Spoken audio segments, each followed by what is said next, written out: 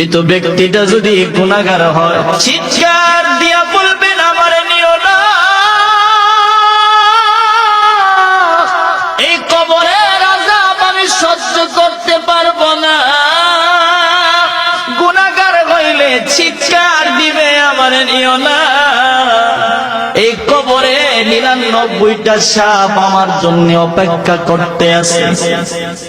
কিন্তু আমার আপনার এই কান্না কেউ শুনবে না। আমার এই দেহটারে যখন মসজিদের গাড়িতে উঠাইয়া দিবেন, কিছু মানুষ গিয়া আমার বিবির কাছে বলবেন, শেষবারের মতো বলছি, তার উপর দাবি থাকলে ছাইরা দাও। আমার মার কাছে গিয়ে বললে আমার মা চিৎকার দিয়ে বলবেন, শেষবারের মতো একবার দেখা,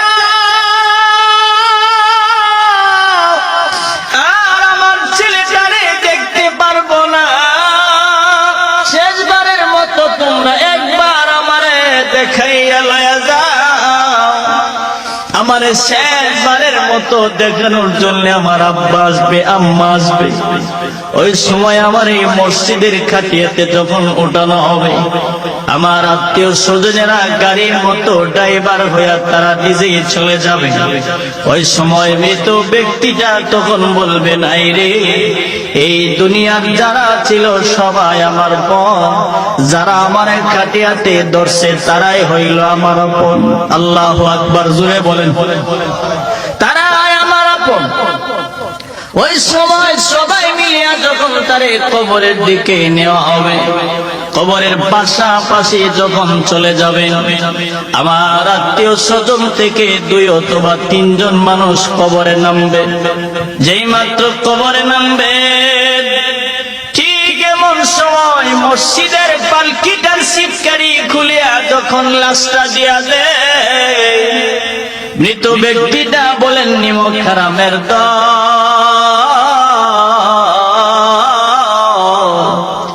এতক্ষণ যারা ছিলে সবাই আমার বোন, যারা আমার কবরে নামছে তারাই হইল আমার আপন।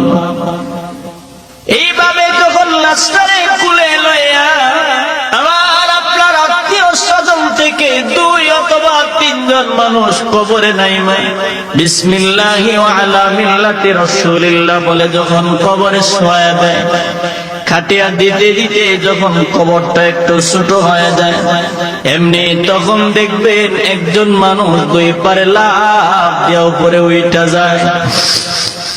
লাফ দিয়ে যখন উপরে উঠা যায়, এমন সময় মৃত ব্যক্তিটা গুনাহগার হইলে চিৎকার দিয়া বলবেন, যাইও না,